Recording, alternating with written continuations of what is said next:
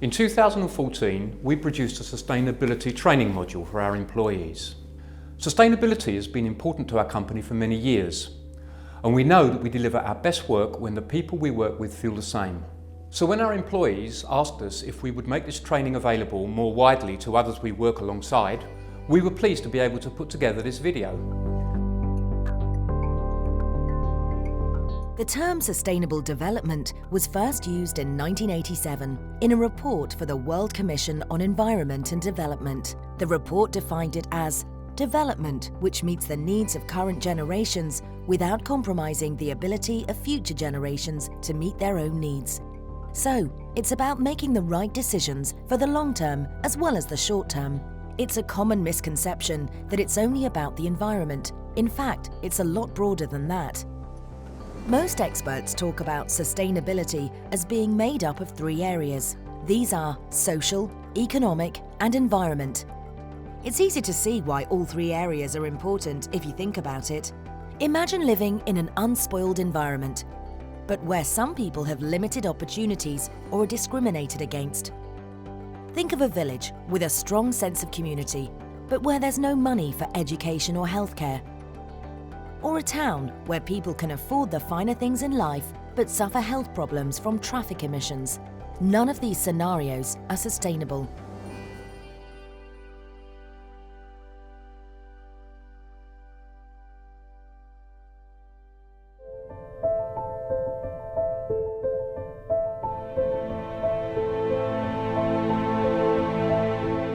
Predictions suggest that by 2030, the world will need almost 60% more energy than it does today.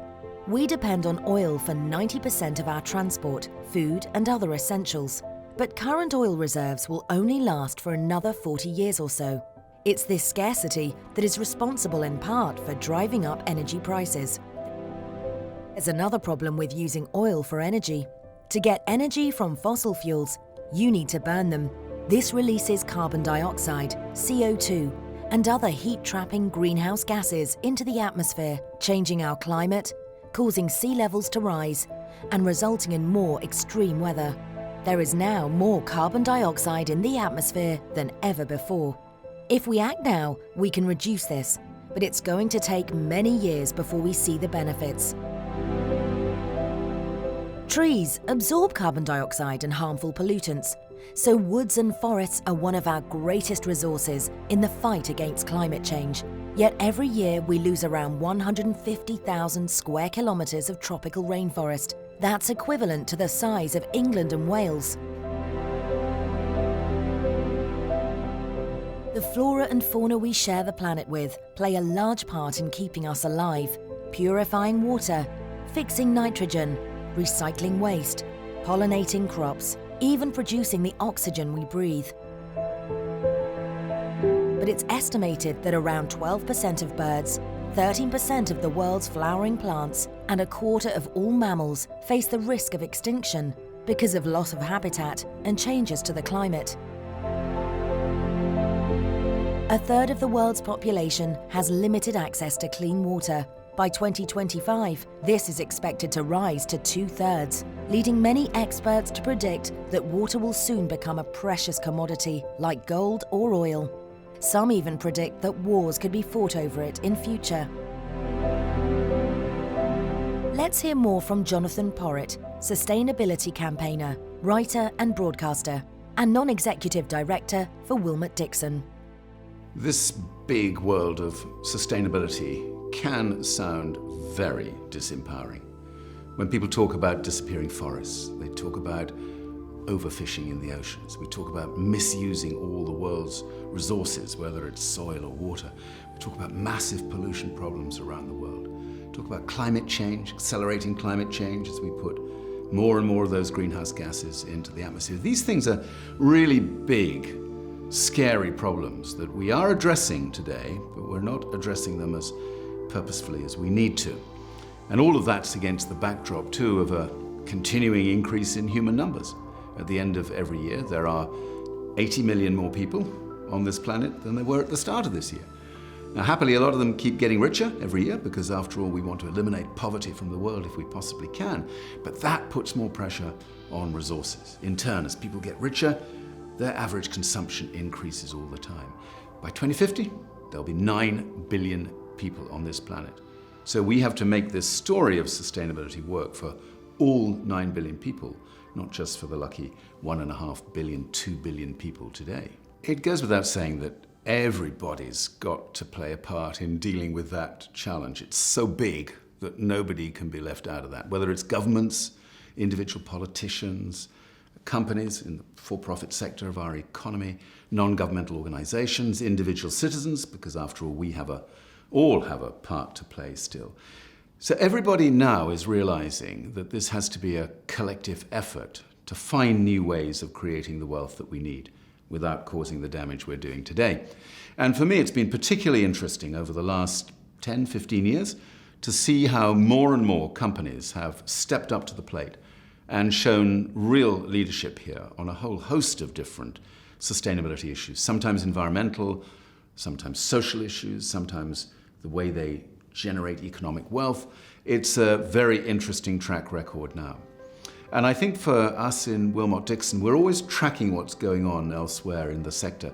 And we know that we've still got a lot to do. We've done good things over the last 5 to 10 years. Willmott Dixon is rightly seen as a leader in this space. But we know that when it comes to reducing emissions of greenhouse gases, reducing the amount of waste that goes to landfill, getting better at how we procure materials, how we manage our impacts on site, we know we've still got a huge amount to do there. For me, the real excitement about being a non-executive director of Willmott Dixon is this is a learning process. As we go, we get better. We learn from the things we do well, and we learn from the things we don't do so well. And I'm always interested in the culture of an organization and how it really rises to the challenge, because that culture says, this is an important thing to do. Just like health and safety. This is an important thing to do. You've got to do it in your everyday working life.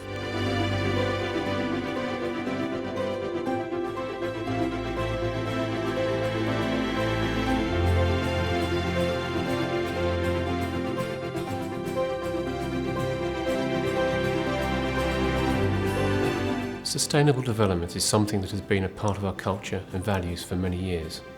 You'll recognise many aspects of sustainable development as inherent within our normal business operations. Our commitment to the health, safety and well-being of our employees and those that work alongside us. The year-by-year progression to now only including low emissions cars on our company car list. The extensive contribution we make to the communities in which we work.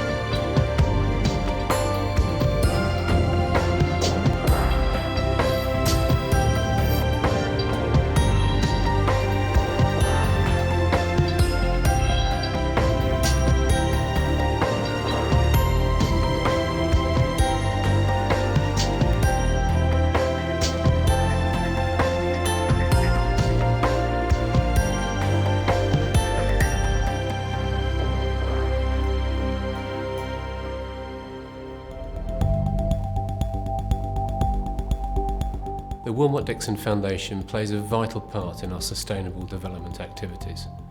You saw in a previous section that sustainability is made up of 3 areas: social, economic and environmental. The work that we do through our foundation focuses on the social aspect. It's our way of supporting a strong, healthy and fair society. Since our company was founded over 160 years ago, we've been passionate about doing the right thing for the communities in which we work. Every year, our people carry out thousands of hours of training work experience, mentoring, school visits, community projects and charitable fundraising. This work is a natural expression of our people and our company culture. It provides credibility and visibility to our efforts and reinforces our strong reputation as an ethical business. The Willmott Dixon Foundation guides, coordinates and reports on all of this community-focused work. Many companies donate money to good causes. We do this too, but we believe that we can make a bigger difference to local people by investing our skills, experience and enthusiasm.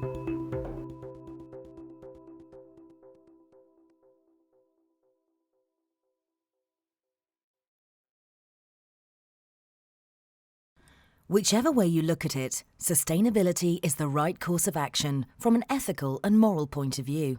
But there's also a very strong business case for sustainable development. Well, sustainability benefits our business because it makes us ask questions like, can I do this better, quicker, or more cost effectively? These are the types of questions which drive innovation, increase profits, and of course make us stand out from the crowd. Sustainable development is about saving money, improving efficiency, exceeding our clients' expectations, and of course winning more work. By understanding our clients' requirements and understanding how our sustainable solutions can help, we can exceed expectations, we can build better buildings, and we can increase cost certainty. Sustainability is about improving efficiency, increasing profits, and challenging ourselves to do better. It's about growing our reputation and winning more developments. Sustainable development comes with commercial benefits. For example, by reducing our carbon footprint, we are saving thousands of pounds each year on our energy and fuel bills. It also helps us to win business. We know that our community investment work is a key factor for many of our clients when they choose us. Clients often tell us that by appointing the company, they know the sustainability aspects of their project will be taken care of. And finally, our focus on sustainable development helps protect our good name. It means we can be confident that the materials we use are legally, responsibly and ethically sourced.